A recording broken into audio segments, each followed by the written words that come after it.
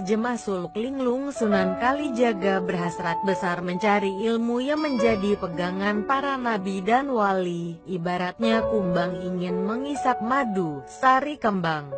Mendapat gelar agung sebagai guru suci tanah Jawi, Raden Mas Sahid putra Kanjeng Adipati Tuban sudah menjadi alim ulama yang cerdik dan pandai, bahkan beliau sudah dapat merasakan mati di dalam hidup. Tingkatan pendakian tauhid yang sangat tinggi, dan patut diacungi jempol. Namun beliau belum puas dengan apa yang sudah didapat.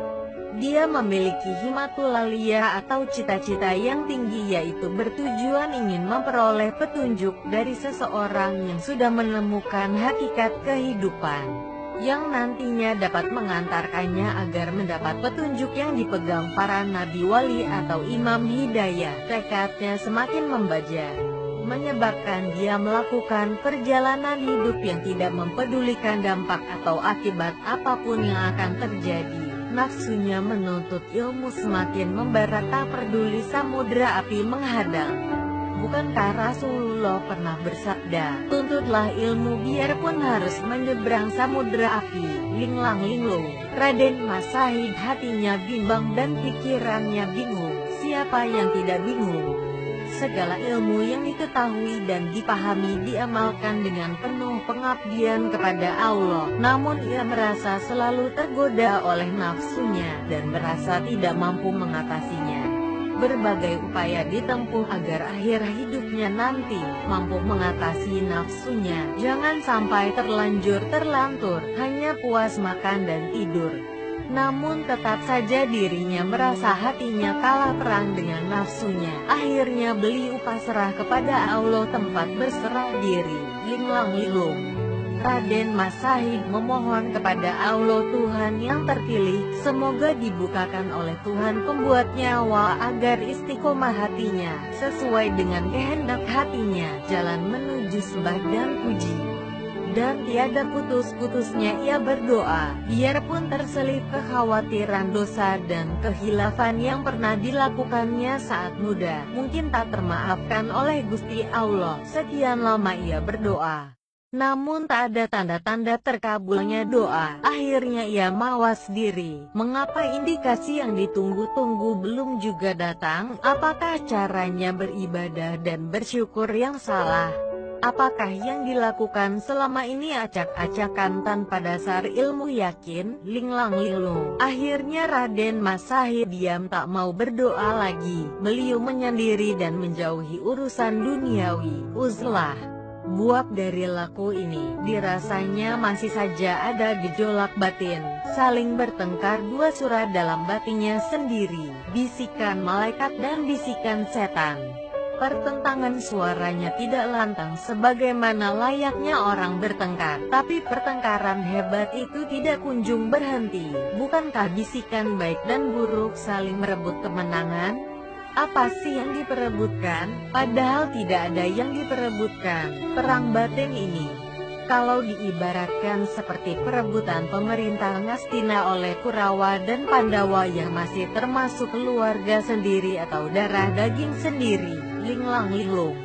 Raden Mas Sahid menyadari laku uzlah yang dijalankannya tak menghasilkan indikasi yang diharapkan. Akhirnya tanpa malu-malu, karena didesak oleh keinginan mengetahui petunjuk, ia berusaha bertapa berlapar-lapar. Kalau ada teman datang, ikut makan dengan rakusnya. Kalau temannya pergi, tidak makan seumur hidupnya, sebab tidak ada yang dimakan. Linglang linglung. Menuruti kesenangan memperindah diri, selalu meminta upah. Linglang linglung. Raden Mas Sahid meminta upah dari laku bertapa berlapar-lapar, ternyata tidak ada hasil. Dia akhirnya menyadari kebodohannya dan tersenyum sendiri. Mengapa sampai teganya dia menagih tak henti-hentinya kepada Allah? Padahal tanpa piutang, Gusti Allah yang ditagih. Wajar kalau diam saja. Memang kenyataannya tidak berutang, biarpun yang menagih datang dan pergi, semua itu tidak ada bedanya. Dan Allah yang Maha Karya berhak tidak melunasi karena tidak pernah berutang kepada Raden Mas Sahid. Akhirnya beliau memutuskan diri untuk berguru dengan Kanjeng Sunan Bonang. Barangkali dengan itu beliau dapat petunjuk iman hidayah. Mulailah Raden Mas Sahid berguru kepada seseorang yang tinggi ilmunya yang bersunyi diri di desa Bonang yang bergelar Kanjeng Sunan Bonang.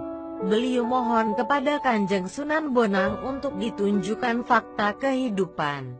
Syekh Malaya di saat mulai berguru kepada Kanjeng Sunan Bonang diperintah bertapa menunggu pohon gurda dan dilarang meninggalkan tempat Linglang Linglung. Syekh Malaya dapat dikatakan orang hebat karena keinginannya yang kuat serta tekad batinnya tak bisa dibandingkan dengan yang lainnya. Maklumlah beliau berdarah luhur, putra Kanjeng Adipati Tuban Wilwatikta II bernama Raden Mas Sahid.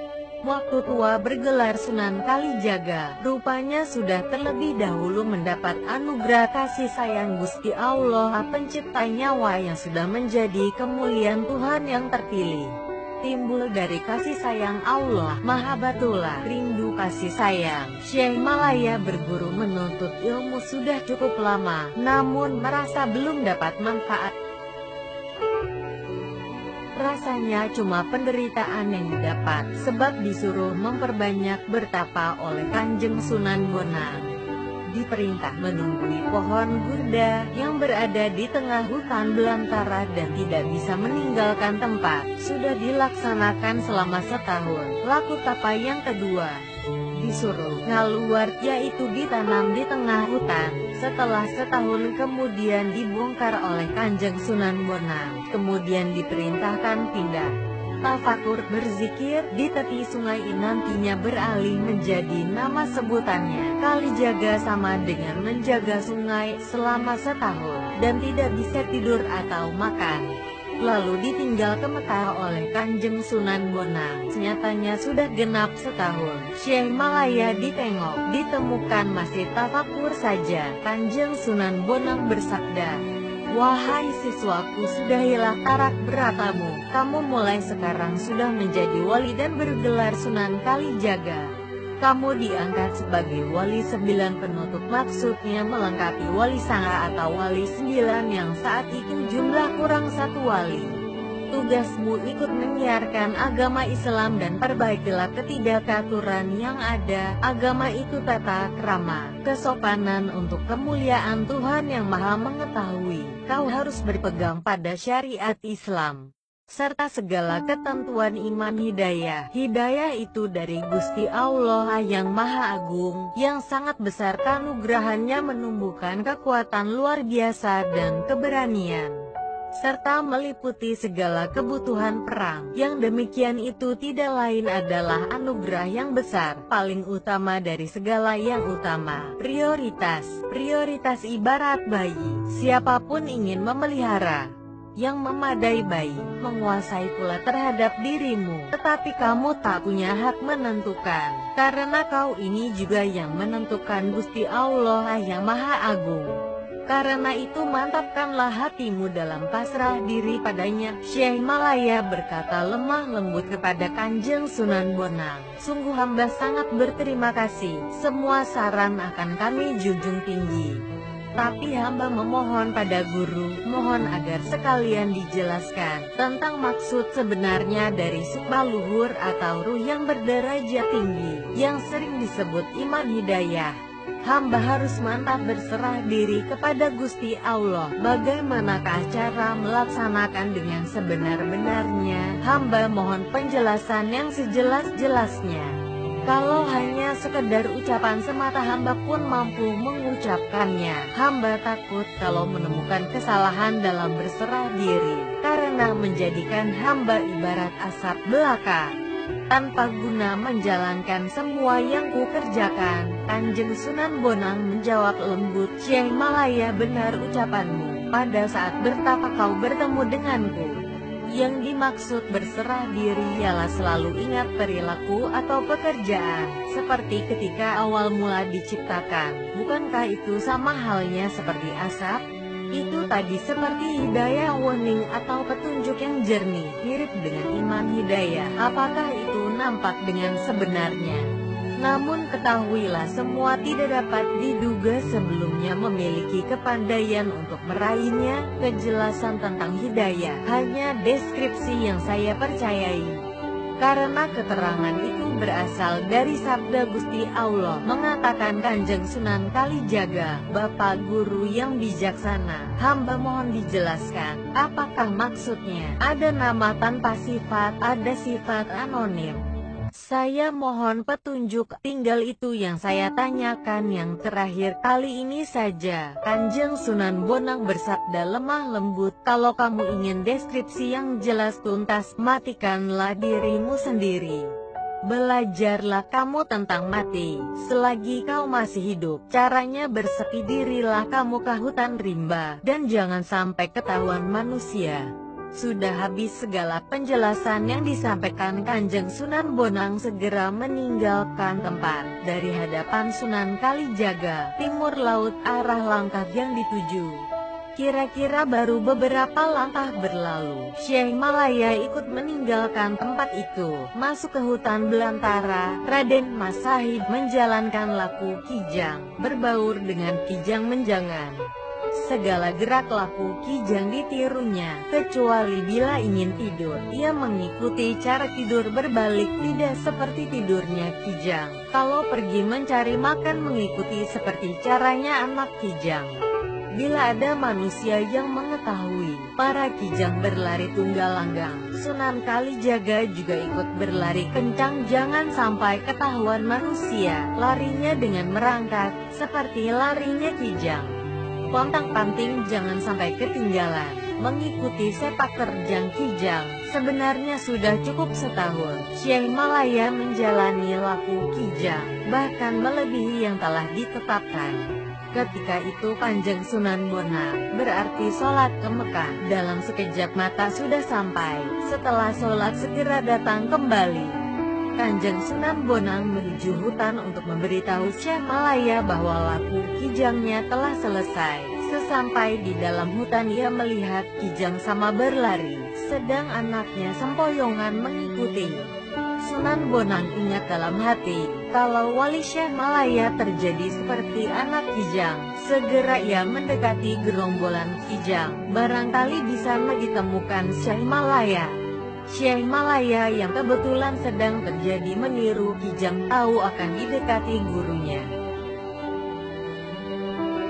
Dia ingat pesan gurunya, bahwa dirinya tidak bisa diketahui manusia. Gurunya juga manusia, maka ia harus menghindari jangan sampai didekati manusia biarpun oleh gurunya. Larinya tunggang langgang, tanpa memperhitungkan jurang tebing, ditubruk tidak tertangkap, dijaring dan diberi jerat. Kalau kena jerat dapat lolos, kalau kena jaring dapat melompati. Marahlah sang guru Kanjeng Sunan Bonang. Bersumpah dalam hatinya, wali wadat pun aku tak peduli, memanaskan hati kau kijang. Bagiku memegang angin yang lebih lembut saja tidak pernah lolos.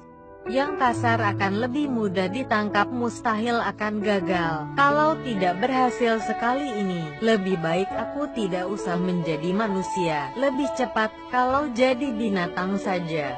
Kanjeng Sunan Bonang bergerak dengan penuh amarah. Dia berusaha menciptakan nasi 3 kepal selesai, dan segera ia mundur siap melempar kijang.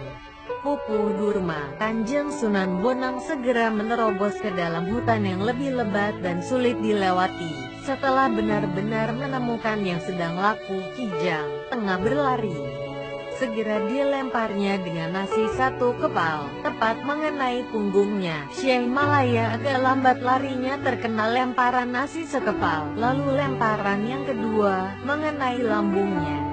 Jatuh terduduk Syekh Malaya, kemudian dilempar lagi, nasi 1 kepal. Syekh Malaya ingat dan sadar, kemudian berbakti pada Sunan Bonang. Syekh Malaya berlutut hormat mencium kaki Sunan Bonang. Mengatakan sang guru Sunan Bonang, anakku lihatlah, bila kau ingin mendapat kepandaian yang bersifat hidayatullah, naiklah haji, menuju Mekah dengan hati tulus, suci dan ikhlas. Ambillah air Zam-Zam ke Mekah, itu adalah air yang suci, serta sekaligus mengharapkan berkah syafaat Kanjeng Nabi Muhammad yang menjadi suri tauladan manusia. Syekh Malaya berbakti mencium kaki gurunya dan mohon diri untuk melaksanakan tugas, yaitu segera menuju Mekah. Kanjeng Sunan Bonang lebih dahulu melangkahkan kaki menuju desa Bonang yang sepi, dan selanjutnya kita ikuti perjalanan Syekh Malaya yang berkehendak naik haji menuju Mekah. Dia menempuh jalan pintas. Syekh Malaya menerobos hutan, naik gunung, turun jurang, tetebingan di dakinya memutar, melintasi jurang dan tanjakan. Tanpa terasa perjalanannya telah sampai di tepi pantai. Hatinya bingung, kesulitan menempuh jalan selanjutnya karena terhalang oleh samudera luas. Sejauh memandang tampak air semata, dia diam tercenung lama sekali di tepi samudera, memutar otak mencari jalan yang sebaiknya ditempuh. Dan tersebutlah seorang manusia yang bernama Sang Pajuningrat mengetahui kedatangan seorang yang tengah bingung, yaitu Syekh Malaya. Sang Mahyuningrat tahu segala perjalanan yang dialami oleh Syekh Malaya dengan sejuta keprihatinan karena ingin meraih iman hidayah. Berbagai cara telah ditempuh, juga melalui penghayatan kejiwaan dan berusaha mengungkap berbagai rahasia yang tersembunyi. Namun mustahil dapat menemukan hidayah, kecuali kalau mendapatkan kanugrahan Allah yang hak. Syekh Malaya ternyata sudah terjun merenangi samudera luas dan tidak mempedulikan nasib jiwanya sendiri. Semakin lama Syekh Malaya sudah hampir sampai tengah samudera, mengikuti jalan untuk mencapai hakikat yang tertinggi dari Allah. Tidak sampai lama, sampailah di tengah samudera. Dia kehabisan energi untuk merenangi samudera menuju Mekah. Dengan sisa-sisa tenaga yang ada, ia berusaha mempertahankan diri jangan sampai tenggelam di dasar laut yang tampak sekarang. Syekh Malaya timbul tenggelam di permukaan laut, berjuang menyelamatkan nyawanya. Ternyata di saat Syekh Malaya dalam kondisi yang kritis itu berjuang antara hidup dan mati, tiba-tiba penglihatannya melihat seseorang yang sedang berjalan di atas air dengan tenangnya, yang tidak dari mana datangnya. Seketika itu pula, tahu-tahu Syekh Malaya sudah dapat duduk tenang di atas air. Orang yang mendekati Syekh Malaya tidak lain adalah Nabi Khidir yang menyapa Syekh Malaya dengan lemah lembut. Syekh Malaya, apakah tujuanmu mendatangi tempat ini? Apakah yang kau harapkan? Ketahuilah di sini tidak ada apa-apa, tidak ada yang dapat dibuktikan. Apalagi untuk dimakan dan berpakaian pun tidak ada. Yang ada hanyalah daun kering yang tertiup yang jatuh di depanku. Itu yang saya makan. Kalau tidak ada tentu tidak makan. Senangkah kamu melihat kenyataan semua itu? Sunan Kalijaga heran mengetahui penjelasan ini. Nabi Khidir berkata lagi kepada Sunan Kalijaga, "Cucuk, di sini ini banyak bahayanya. Kalau tidak mati-matian berani bertaruh nyawa, tentu tidak mungkin sampai di sini. Di tempat ini segalanya tidak ada yang bisa diharapkan hasilnya. Mengandalkan pikiranmu saja belum apa-apa. Biarpun kamu tidak takut mati, ku tegaskan sekali lagi, di sini kau tidak mungkin mendapatkan apa yang kau maksudkan." Syekh Malaya bingung, tidak tahu apa yang harus diperbuat. Dia menjawab pertanyaan Nabi Khidir, bahwa dia tidak mengetahui akan langkah yang sebaiknya perlu ditempuh setelah ini. Tidak tahu apa yang akan dilakukannya kemudian. Syekh Malaya pasrah diri kepada Nabi Khidir. Katanya, "Terserah bagaimana baiknya menurut guru." Sang guru Nabi Khidir menebak, "Apakah kamu juga sangat mengharapkan hidayatullah Allah?" Akhirnya Kanjeng Nabi Khidir menjelaskan, "Ikutilah petunjukku sekarang ini. Kamu telah berusaha menjalankan petunjuk gurumu Sunan Bonang yang menyuruhmu menuju kota Mekah dengan kebutuhan naik haji. Maka ketahuilah makna tugas itu, yaitu sungguh sulit menjalankan lika-liku kehidupan ini. Jangan pergi kalau belum tahu yang kau tuju, dan jangan makan kalau belum tahu rasanya yang dimakan. Jangan berpakaian kalau belum tahu penggunaan berpakaian. Lebih jelasnya tanyakan sesama manusia sekaligus dengan persamaannya. Kalau sudah jelas amalkanlah. Demikianlah seharusnya hidup itu." Ibarat ada orang dari gunung akan membeli emas oleh tukang emas, biarpun diberi kuningan tetap dianggap emas mulia. Demikianlah pula dengan orang berbakti, bila belum yakin benar pada siapakah yang harus disembah. Syekh Malaya ketika mendengar itu, spontan duduk berlutut mohon ampun. Setelah menemukan kenyataan Nabi Khidir tepat serba tahu yang tersimpan di hatinya, dengan duduk bersila dia berkata, yang kami dengar akan kami laksanakan apapun jadinya nanti. Syekh Malaya meminta kasih sayang, memohon keterangan yang jelas. Siapakah nama Tuan? Mengapa di sini sendirian? Sang Pajuningrat menjawab, sesungguhnya saya Nabi Khidir. Syekh Malaya berkata, saya mengaturkan hormat sedalam-dalamnya kepada Tuan junjunganku dan mohon petunjuk serta perlu dikasihani. Saya juga tidak tahu benar tidaknya pengabdianku ini tidak lebih bedanya dengan hewan di hutan, itu pun masih tidak seberapa, bila mau menyelidiki kesucian diriku ini. Dapat dikatakan lebih bodoh dan dungu serta tercela, ibarat keris tanpa kerangka dan ibarat bacaan tanpa isi tersirat. Maka berkata dengan manisnya sang Nabi Khidir kepada Sunan Kalijaga, sang Nabi Khidir, jika kamu berkehendak naik haji ke Mekah, kamu harus tahu tujuan yang sebenarnya menuju ke Mekah itu. Ketahuilah Mekah itu hanya tapak tilas saja, yaitu bekas tempat tinggal Nabi Ibrahim zaman dahulu. Beliaulah yang membangun Ka'bah, Masjidil Haram, serta yang menghiasi Ka'bah itu dengan benda yang berupa batu hitam, Hajar Aswad yang tergantung di dinding Ka'bah tanpa digantungkan. Apakah Ka'bah itu yang hendak kamu sembah? Kalau itu yang menjadi niatmu, berarti kamu sama halnya menyembah berhala atau bangunan yang dibuat dari batu. Perbuatanmu itu tidak jauh berbeda dengan yang diperbuat oleh orang kafir, karena hanya sekedar menduga-duga saja wujud Allah yang disembah, dengan senantiasa menghadap kepada berhalanya. Oleh karenanya itu, biarpun kamu sudah naik haji, bila belum tahu tujuannya yang sebenarnya dari ibadah haji, tentu kamu akan rugi besar. Maka dari itu, ketahuilah bahwa Ka'bah yang sedang kau tuju itu bukannya yang terbuat dari tanah atau kayu apalagi batu, tetapi Ka'bah yang hendak kau kunjungi itu sebenarnya Ka'batullah, Ka'bah Allah. Demikian itu sesungguhnya iman hidayah yang harus kamu yakinkan dalam hati. Nabi Khidir memerintah, Syekh Malaya segeralah kemari secepatnya, masuk ke dalam tubuhku. Syekh Malaya terhenyak, hatinya tak dapat dicegah lagi. Keluarlah tawanya, bahkan sampai mengeluarkan air mata seraya mengatakan, halu, melalui jalan manakah harus masuk ke dalam tubuhmu? Padahal saya tinggi besar melebihi tubuhmu, sekitar cukupkah? Melalui jalan manakah usaha saya untuk masuk? Padahal nampak olehku buntu semua. Nabi Khidir berkata dengan lemah lembut, besar mana kamu dengan bumi, semua ini beserta isinya, hutan rimba dan samudera serta gunung tidak bakal penuh bila dimasukkan ke dalam tubuhku. Jangan khawatir bila tak cukup, masuklah di dalam tubuhku ini. Syekh Malaya setelah mendengarnya semakin takut sekali dan siap melaksanakan tugas memasuki tubuh Nabi Khidir.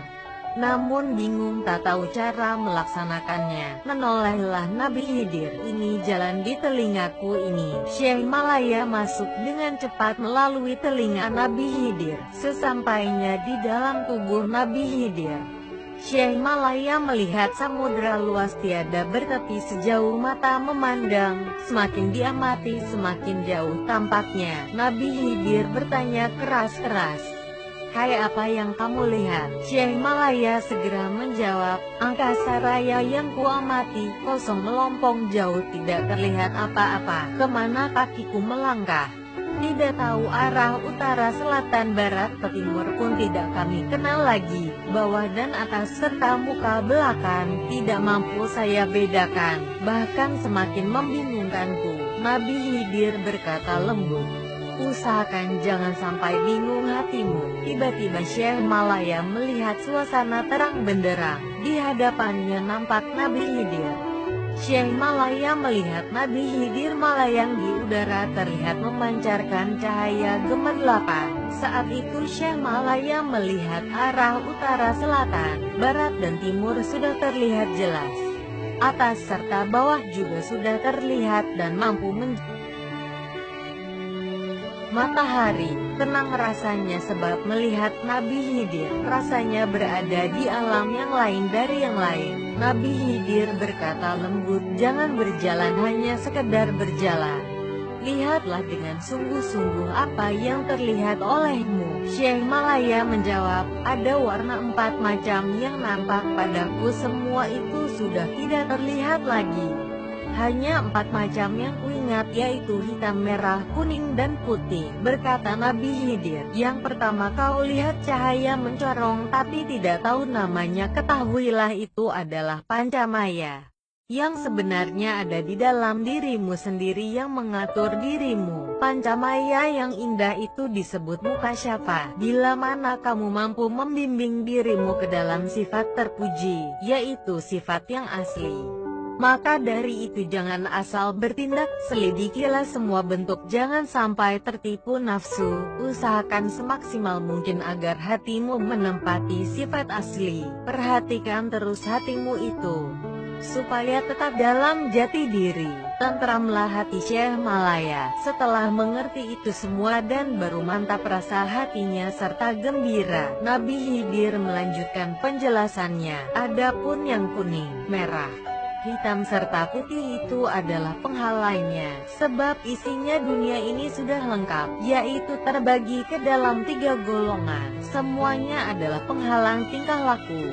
Kalau mampu menjauhi itu pasti dapat berkumpul dengan gaib, itu yang menghalangi meningkatkan citra diri. Hati yang 3 macam yaitu hitam, merah dan kuning, semua itu menghalangi pikiran dan kehendak tiada putus-putusnya, maksudnya akan menghalangi menyatunya hamba dengan Tuhan yang membuatnya lagi mulia. Jika tidak tercampur oleh 3 hal itu, tentu terjadi hilangnya jiwa, maksudnya orang akan mencapai tingkatan makom fana dan akan masuk makom bako atau abadi, maksudnya senantiasa dekat-dekat dengan Sang Pencipta.